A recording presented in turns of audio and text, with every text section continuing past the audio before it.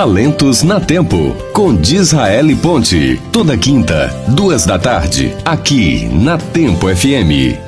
Sendo mais um Talentos na Tempo. Hoje é quinta-feira, 26 de outubro. E hoje a gente tem um convidado muito especial, sempre com a condução dele, Disraeli Ponte. Seja bem-vindo, Disraeli. Boa tarde. Boa tarde, Leandro. Boa tarde, amigos da FM Tempo. Bom, e boa tarde, grande amigo Joaquim. Caracas, é um prazer enorme tê-lo aqui. Ter conseguido lhe trazer foi sangue, suor e lágrimas, mas graças a Deus você veio. Muito bem-vindo aqui à FM Tempo. Boa tarde a todos e a todos os espectadores, né? Eu que agradeço a Israel por essa oportunidade, né? Que mostrar um pouco do nosso trabalho que nós temos feito ao longo desses anos. Pronto, e a ideia do nosso programa, Joaquim, Caracas, eu chamo de Caracas, eu vou chamar de Caracas mesmo. A ideia do nosso programa sempre foi mostrar para o público em geral que a pessoa que tem sucesso, que a pessoa que tem talento, que hoje se destaca, nada disso acontece por acaso, vem com uma trajetória. E aí hoje nós vamos saber um pouco da sua trajetória, tá bom? Bom, vamos começar então a conversar aqui com o nosso amigo Joaquim Caracas. Caracas, você nasceu em 56, né? Lá em Guaramiranga. Lá em Guaramiranga, exatamente. Morou em Guaramiranga até mais ou menos que idade? Até os 9 anos de idade, né? Até 9 anos de idade. Né? Em 64, 8 anos de idade, em 64 nós viemos morar em Fortaleza. Quer dizer que você saiu em 64 já para Fortaleza, você tinha 9 anos de idade. 8 anos. Lá em Guaramiranga, acho que só tinha um colégio Júlio Holanda, né? Ou tinha outro colégio? Não, era o colégio Júlio Holanda, né? Onde eu estudei até os 8 anos. E o Júlio Holanda foi fundado na década de 90, né? Isso? 1900. 1900. Isso é interessante. Aí veio morar em Fortaleza, já terminando mais ou menos ali com 9 anos, ele devia estar fazendo a quinta ou a sexta série. Quinta, sexta série, né? Aí fiz até o primeiro científico no Colégio Castelo Branco. Já saiu para o colégio particular, veio para o colégio particular aqui, não é isso? Não, lá o Júlio Holanda é colégio público, né? Da prefeitura. Aí eu vim para o particular aqui, que é o Colégio Castelo Branco. Aí quando eu estava com o primeiro científico, eu fiz exame para a Escola Preparatória de Cadetes do Arca, em Barbacena, Minas Gerais. Barbacena, exatamente. Foi na época que você foi morar lá com 15 anos, não é isso? 15, 16 anos. Né? Então, o meu sonho era ser piloto de caça. Então, eu entrei na Epicar, passei os 3 anos, e quando eu fui para Pirassununga, que é a Academia da Força Aérea, aí eu tive problema de vista, tinha 0,25 de astigmatismo. Nossa Senhora! Aí eu tive a opção de outro botar arma, mas eu não quis, ainda fui para a Escola Naval, também resolvi voltar para o Ceará, certo? E fazer o vestibular para a Universidade Federal do Ceará. E aí já foi fazer engenharia civil. Aí fui fazer engenharia civil. Nisso o seu Flávio continuava morando em Fortaleza. Seu Flávio é seu pai.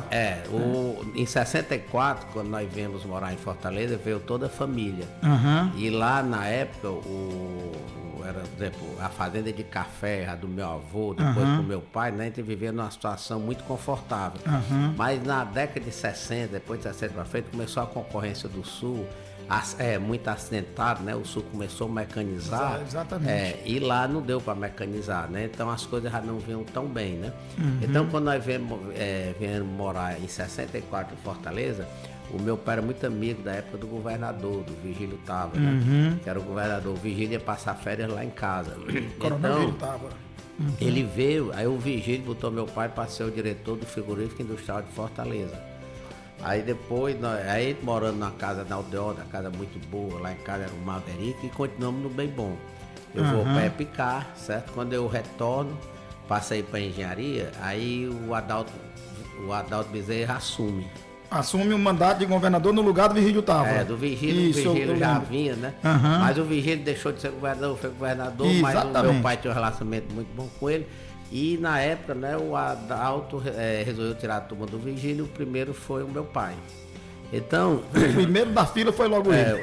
Da fila. E lá em casa são 8 filhos comigo, eu sou o terceiro, mas o mais velho dos homens, certo? Então chegou lá em casa, aí a crise abateu, né? Foi a primeira grande crise que tu te lembra no teu ciclo de vida. Porque a gente sempre vê no em Guaramiranga, né? Café, depois aqui, né? E eu cheguei pro meu pai e disse, rapaz, só resta uma coisa. Nós ainda temos até hoje, né, as propriedades de Guaramiranga, né? Vamos fazer o seguinte, vamos vender banana. Aí ele arranjou o dinheiro emprestado, aí comprou uma Kombi na Ceará Motor. Da Maria, me lembro da história. Aí eu acertei com ele o seguinte, na época eu tinha 19 anos, né?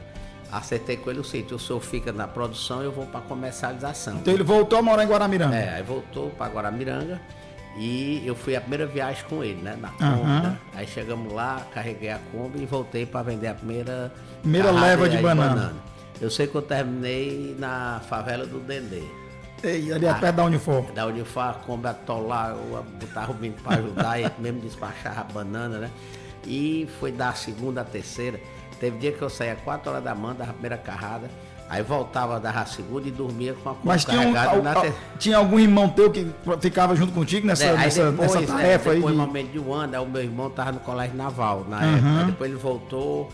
Aí veio ajudando, aí os outros foram chegando, né? É uma família de 7, tu tem 7 irmãos, não é isso? Comigo são 8, né? 8 irmãos. Eu sou o mais velho dos homens. São 2 mulheres. São 2 mulheres que estão na frente, né? E depois... dos 8, você tem ideia, são 7 engenheiros, né? E eu comecei a ver que banana era complicado. Para viver de banana, né? Ter de sustentar 8 filhos, né? Era complicado. Demais. E naquela época as frutas eram muito maltratadas, em cima de caminhão, surrão, a tua pisada. Aí nós tivemos uma ideia assim, vamos fazer um estante no sítio, aí nós passamos a fazer um Aí estante. começou a criatividade. Começou a criatividade, né? Senão, né? Só existe, tem que fazer diferente, né? Eu sempre digo que quem anda pelo caminho traçado só chega até onde os outros foram, né? Exatamente. Aí passamos a lavar a banana e eles tinham acabado de lançar aquelas caixas plásticas.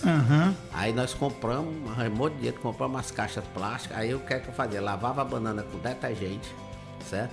Para dar um aspecto melhor. Um aspecto melhor e já embalava nas caixas e deixava pré-amadurecer lá. Então a nossa qualidade foi lá pra cima, ninguém tinha, né? E eu coloquei o nome de banana climatizada, né? Que é explorar o povo do clima de Guaramiranga. O clima, banana climatizada, certo? E o nosso começou a dar certo, o nosso começou a crescer. Só quem tinha banana climatizada era a gente, né? E o pessoal perguntava, como é essa banana climatizada? Eu falei, é complicado, é máquina a vapor, eu tô pra desistir. Era só um Mas vendia, começou a vender. E quando foi que migrou para a parte de Ceasa? Nunca tinha pensado em migrar? Porque na Ceasa, se ele levasse para a Ceasa, né, já tava morto lá, né? Ele tinha de vender nos supermercados que era no final, para não ter final, o atravessador. Se fosse lá, ia pegar só o atravessador. Então, a primeira grande ideia foi criar, então, a caixa para lavar a banana. E trazer a ideia é trazer dentro de uma caixinha e climatizada. Olha aí, o empreendedorismo misturado com a criatividade, já explorando o lado, já com 19 anos na adolescência. Teve alguma outra fruta, alguma outra coisa dentro desse despertar para os negócios? Lá em Guaramiranga tinha uma fruta que era muito parecida com o saputi, era mais gelatinosa, certo? E o pessoal comia e não morria, e eu disse, rapaz, eu vou vender. Aí inauguraram aqui o Fruta Legumes, que era para concorrer com o japonês. Aí eu fui lá, cheio de saputi, cheguei lá, pai, nós estamos com uma grande plantação de saputi japonês, eu vou te vender em consignação, se tu vender, tu me paga. Aí entregamos lá. Quando foi à noite, ele me ligaram, rapaz, traga saputi japonês, nós vendemos, foi tudo. Conseguiu vender todo? Tudo, vendeu, foi tudo. Aí, e teu pai trabalhando lá, o seu Flávio ainda lá em Guaramiranga. Aí como são vários irmãos, aí mais ou menos no 4º ano eu fui estagiar e os outros meus irmãos foram assumindo, né? São 6, né? Comigo de homens, né? E 2 mulheres. E aí eu entro na engenharia, fui estagiar, terminei a engenharia. E terminei em 81 e em 84 eu boto a primeira fábrica, o primeiro negócio nosso, que foi a fábrica JC Pré-Moldados. Isso já em 84, mais ou menos. 84. Aí começamos e sempre eu quis fazer diferente. Então quem fez a primeira lastra liçada do Norte e Nordeste fomos nós, que na época não existia. Aí na época eu fui para uma feira na Alemanha e vi umas vigotas protendidas. Só existia uma fábrica no Brasil, que era em São Paulo, dos franceses. Eu resolvi fazer e bolei a extrusora e fizemos na época a obra do Gel Dunas, quando você vai ali para a de massa, ali foi a primeira extrusora obra. É a máquina que... Para fazer, fundir as peças. Aí os fios, você primeiro protege os fios, né? E o Gel Dunas, na época, era a maior obra, né? Eu já cheguei aqui, já fechei o Gel Dunas, não tinha nem a vigota. E fomos para dentro, foi aquele sufoco, mas fizemos a obra. Eu me lembro que essa obra era do do senador Sérgio Machado, na época, né? Isso. Aí eu estava concretando a última live no dia 30 de dezembro, era a última live a ser concretada. Era uma sexta-feira, era mais ou menos umas 10h30 da noite. Aí chega o senador lá. Aí o senador chega para mim e diz: caraca, essa é a maior obra que você já fez, né, usando esse processo. Eu digo, senador, a maior e a menor, mas fique tranquilo que já foram feitos os testes de carga, né? Aí eu fui para o pré-moldado, fiz muita coisa diferente. Aí quando chegou em 96, né? Eu soube que a ArcelorMittal, na época era a Belgo Mineira, ia lançar uma proteção não aderente. Qual é a proteção não aderente? É um cabo de aço, esse cabo de aço é plastificado, dentro da plastificação tem graxa, certo? E ia lançar no Brasil. E eu soube, marquei. Correu, né? atrás. Aí eu fiz uma reunião lá em São Paulo com o pessoal da Arcelor, né? E chegamos lá, ele mostrou todo o processo, certo? E eu disse: rapaz, a minha empresa, eu abri uma empresa para fazer isso. Eu vendi a minha empresa de pré-moldado, eu já fui. A JC tu já vendeu. Aí vendi. Vendeu para a ArcelorMittal, não? Não. Vendi, pô, tinha um sócio, vendi e fui atrás de fazer esse processo da cordoalha engraxada, né? Só que eu cheguei em São Paulo, aqui do Ceará, né? Disse que ia fazer, não, aqui só vai fazer as 4 empresas sediadas em São Paulo que tem experiência, mas é outro processo de proteção, não era esse da cordoalha engraxada. E deu uma ideia para por que você não faz a parceria com elas. E eu fui, a primeira, a segunda, até tudo foi não, né? A última, marcaram com a gente, eu fui com o Helder Martins, que é um calculista amigo meu, para discutir, né? Aí a última era lá no Rio de Janeiro, marcou com a gente. Aí marcou no outro dia, 8h30 da manhã, 7h30 da manhã estava lá.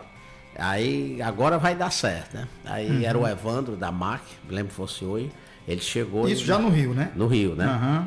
Dessa mesma viagem, São Paulo fomos pro Rio. No São Isso. Paulo ninguém conseguiu fazer parceria com nenhuma.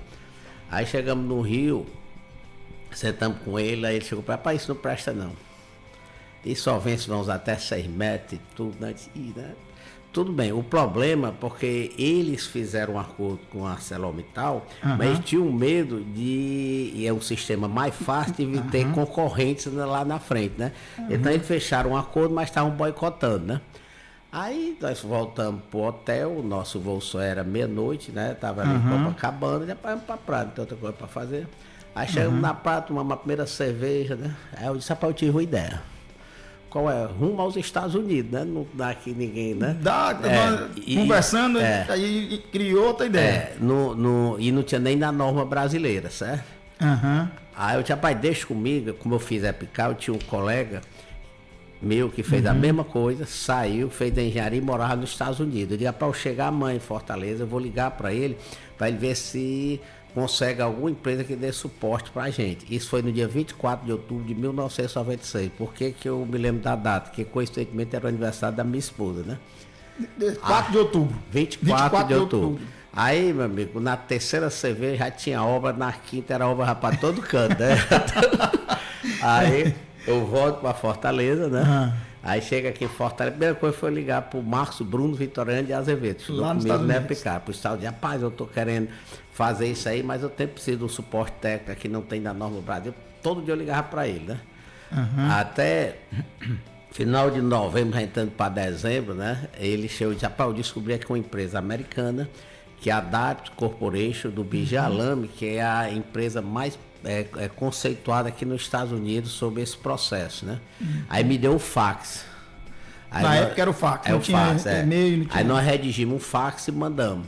Rapaz, não deu 20 minutos ver a resposta, que ele disse que tinha parceria com 55 países do mundo, o Brasil ia ser os 56.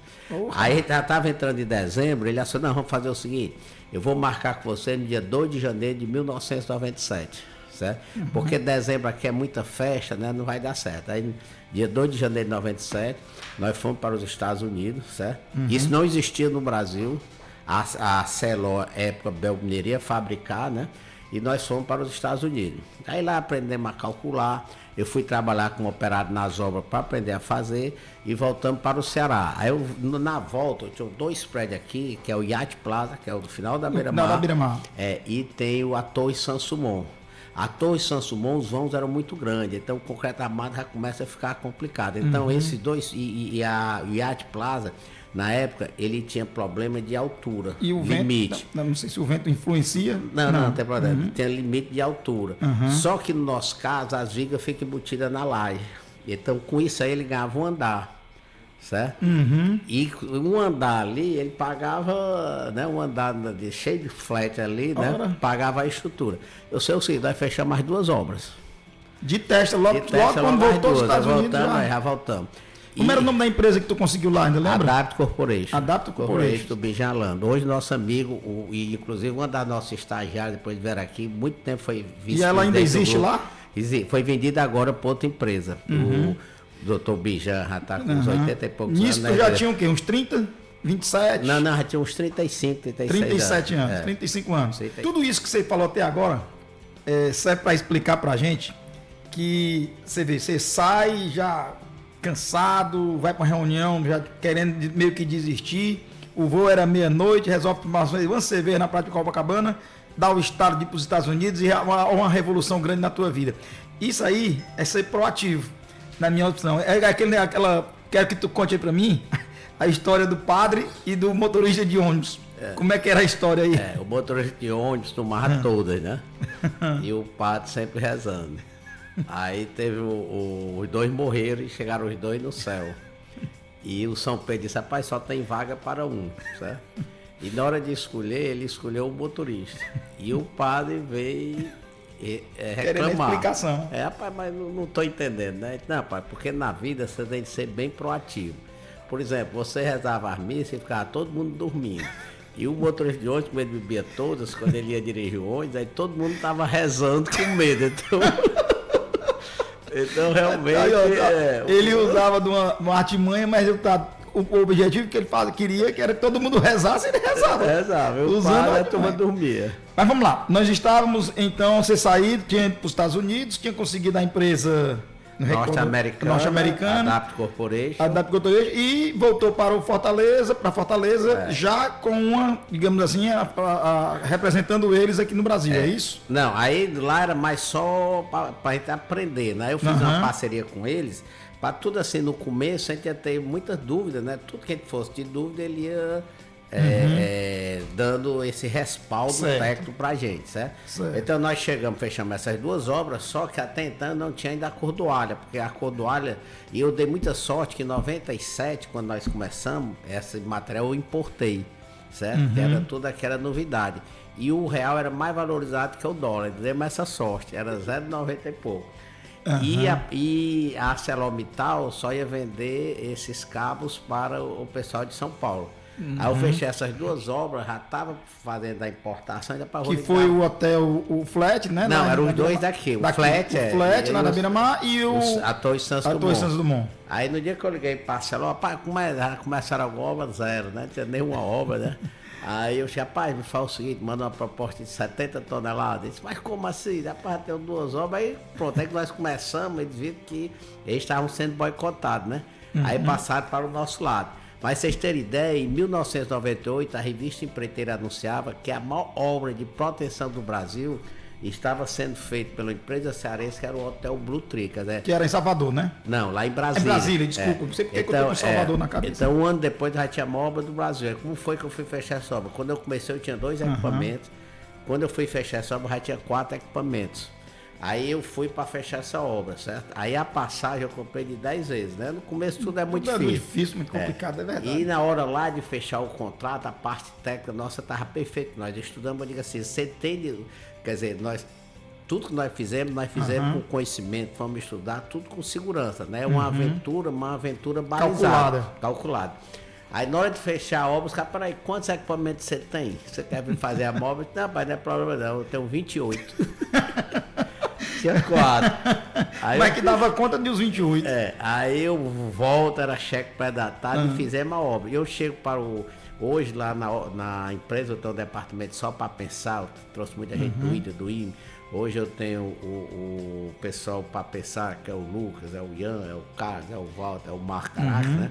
E eu digo assim, rapaz, na vida para dar certo, eu sempre digo, tenha conhecimento, né? Estude. É fundamental. Porque experiência sem conhecimento não vale nada, certo? É melhor feito que perfeito. Aprenda com quem sabe, certo? E no dicionário cearense tem que ter o ler, queixer e o ler fazer. Que a maioria só queixa e não faz, né? Lê, fala e não faz nada. Hoje eu tô com 68 anos, fizemos obra no Brasil todo. Hoje nós temos obra de Santa Catarina até Manaus, certo? Isso já foi com impacto, né? Já com impacto. Aí começou tudo com impacto. Quando tu montou a Impacto, foi sozinho na Impacto? Isso tinha mais ou menos uns 45, né? Não, a criação tinha uns da 37 anos. 37 criou a Impacto, que aqui começou a fazer essas obras já. Comecei a fazer essas obras. O Blue Tree já foi com Impacto. Já foi com Impacto. E o Impacto é só tu ou tem sócios? Não, aí é o seguinte, aqui no Ceará eu sou só. Aí eu fiz parcerias, né? Aí, por exemplo, hoje nós temos em Manaus, tem Recife, tem Salvador, tem São Paulo, tem Brasília, tem Santa Catarina. Então, todos esses locais eu tenho 50% e dou uma participação de 50%. Para quem está representando. E a proteção, a grande vantagem dela é que as vigas, que são aquelas peças salientes, a estrutura, elas ficam embutidas na laje. Então, nós começamos a desenvolver a parte de forma. E nós criamos o Lego. E outra coisa, nós passamos a usar o plástico. E começamos a fazer padronizações das estruturas, tá certo? Com plástico. Com plástico, mas usando, você vai concretar uma faixa. A faixa é obrigada a ser multi 40, a laje tem que ser multi 80. No Pave Plus, a parte maciça é multi 61, a laje quer dizer, começamos a criar um Lego. Eu sempre digo assim, a produtividade não é responsabilidade da mão de obra, e sim dos seus processos. Então nós criamos processos, certo? E, para vocês terem ideia, até hoje ainda eu continuo estudando, certo? Por exemplo, eu tenho um professor, eu boto o professor para estudar, certo? Aí eu tenho aula. E agora eu estou com o calculista, que na parte da tarde fica comigo na sala só para fazer conta. Mas naquele primeiro calculista, o Helder não, né? O Helder é o teu história de cálculo. Esse eu estou com ele do meu lado, que é só as minhas ideias, eu boto para ele fazer conta. Certo. Porque se eu for perder tempo, ficar fazendo conta, não mas aí eu pego já o nosso mastigado. E você tem ideia, o Ceará tem em torno de 60 patentes registradas. Hoje das 60, 20 são nossas. Aí nós temos mais 19 em andamento e temos a primeira sendo registrada nos Estados Unidos. Os americanos já vieram aqui para levar a nossa tecnologia, tanto os americanos como os europeus. E todas essas obras que nós temos fora hoje nós temos aproximadamente umas 260 obras, certo? Espalhadas, mas todas com tecnologia cearense, tudo que foi desenvolvido aqui. 80% das obras, 80 ou 90% da terra que são feitas hoje no Ceará estão contigo, né? 98%. Usa parte de conta, 98%. É quase tudo. Sim, e nesse meio termo aí da Impacto, ela crescendo, se desenvolvendo, você ampliou o leque de amigos que começou a criar as filiais, e aqui eu vou render uma homenagem. Você me perdoe, que foi a forma que eu te conheci. Eu tive o prazer de conhecer, Leandro. Nós temos um amigo em comum, que é o Alexandre. E o Alexandre era uma pessoa fantástica, de uma bebida, de uma conversa maravilhosa. Assim, eu tive poucos momentos com ele, mas momentos grandes e edificantes. E ele teve um câncer, né? E a morte foi muito rápida, súbito, assim, coisa rápida. E ele pediu para jogar as cinzas dele no oceano. E eu fui e lá encontrei o Joaquim Caracas, tive a felicidade de encontrar ele, até isso ele me presenteou, depois de falecido, foi ter ele encontrado. Então, rendo aí a minha homenagem ao Alexandre, que está lá em cima vendo a gente. Né? Foi meu sócio mais de 20 anos. E a família está hoje tomando conta lá do processo lá em Recife. A esposa está na parte financeira e a filha que arquiteta assumiu, né? Toda a parte está perfeita hoje.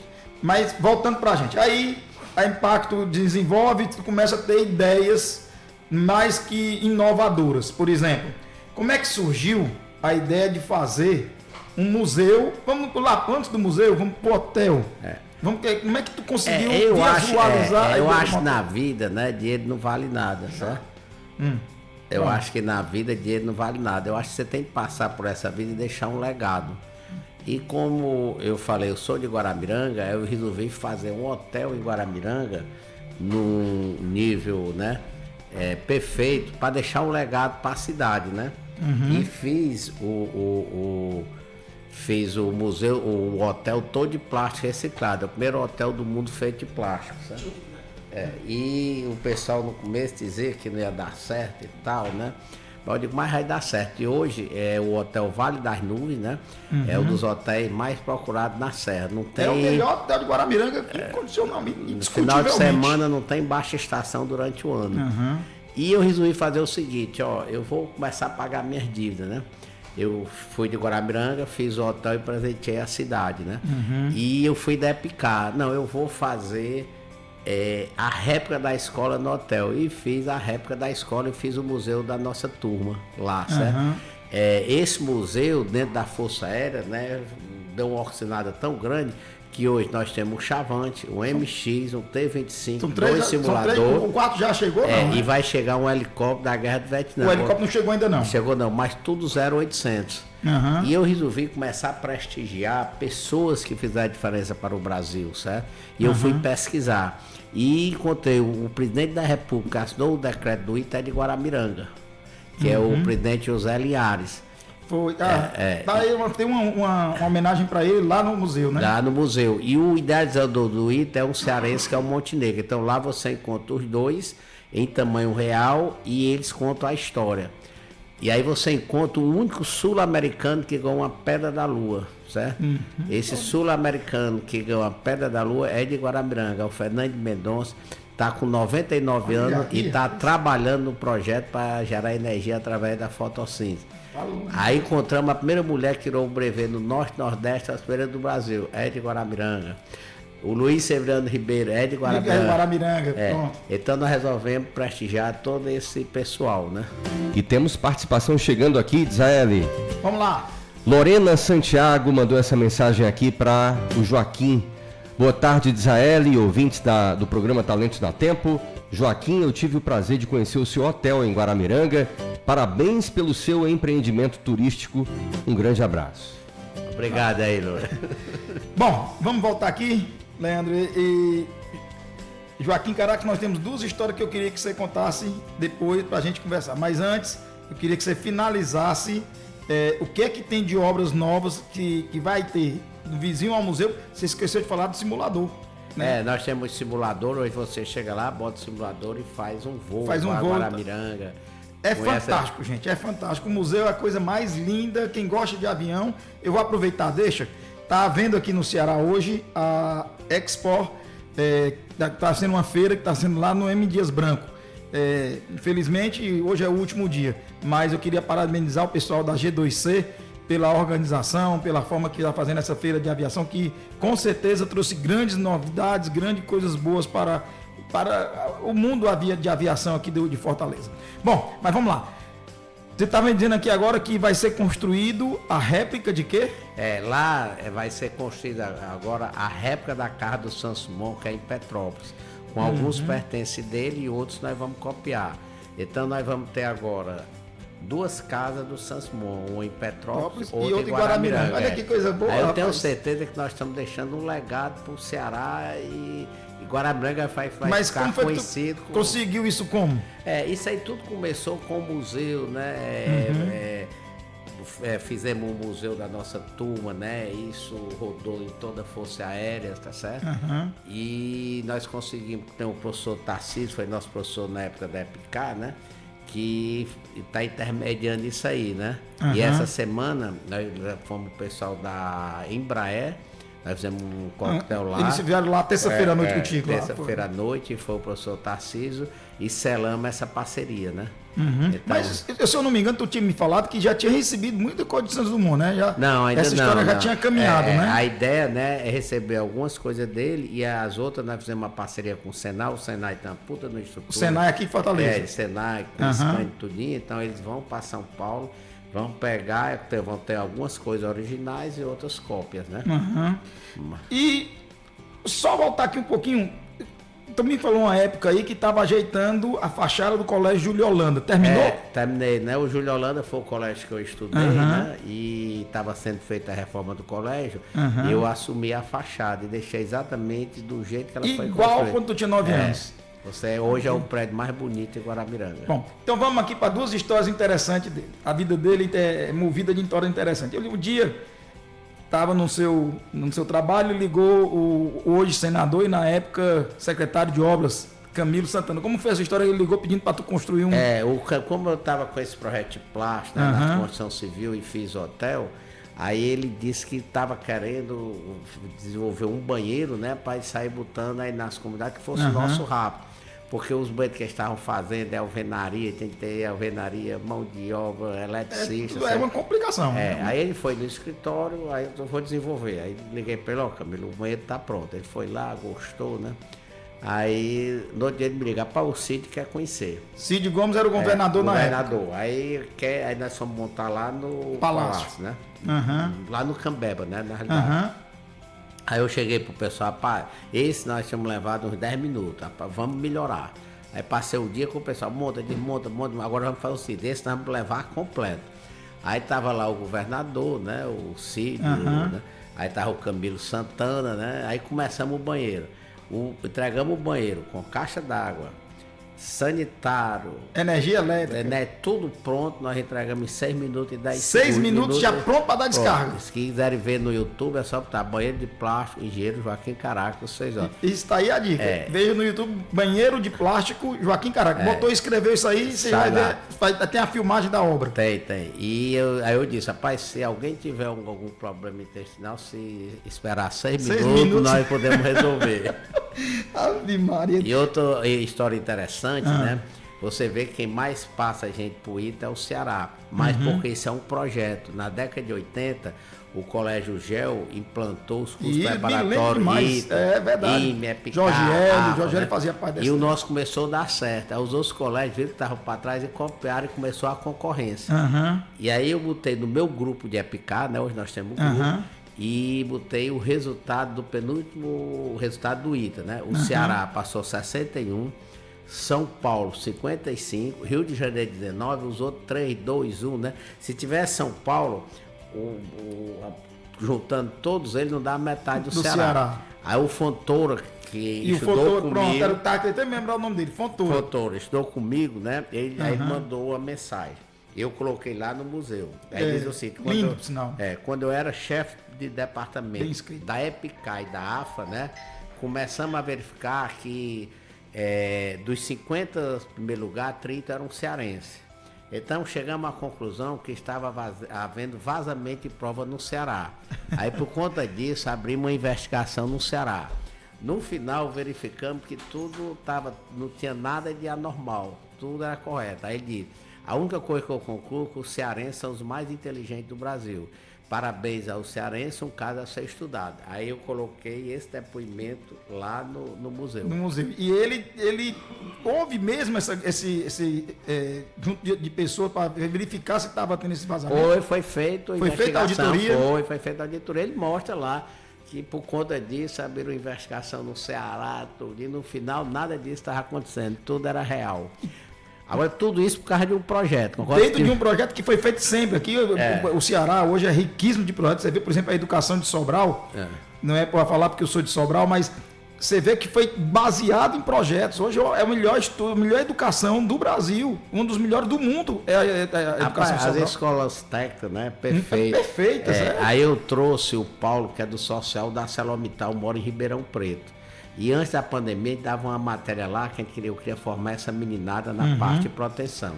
Aí eu levei o Paulo naquela da Rogação de Leite só para ele conhecer. Aí ele chegou lá, passou a manturinha, no final eu vou dar o meu depoimento.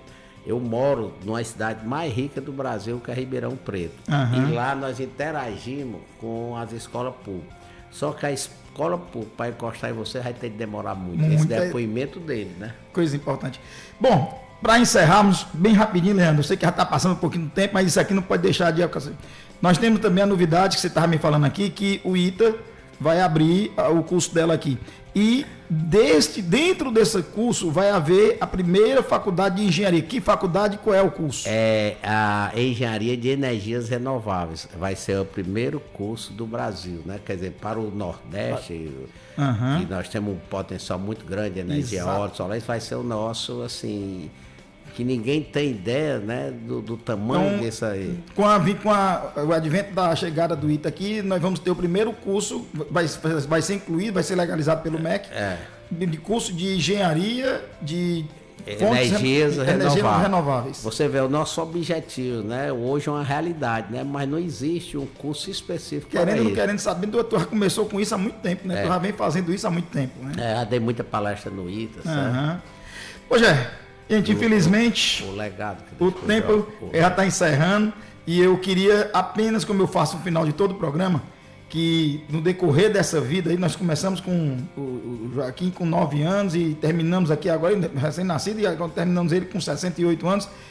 Cara, qual é o legado que tu dá para os jovens, as pessoas mais novas, que tu deixa, que é de dar inspiração para que eles possam fazer o que você fez? Eu digo para esses jovens que o Brasil está condenado a dar certo. Não Olha aí. interessa que é o governo. O Brasil tem um potencial muito grande. Agora, quem quiser crescer depende só da pessoa. Estude, tenha conhecimento. Experiência é boa, mas só vale se tiver atrelado ao conhecimento. E hoje você vê os colégios Sobral, como você estava falando, né?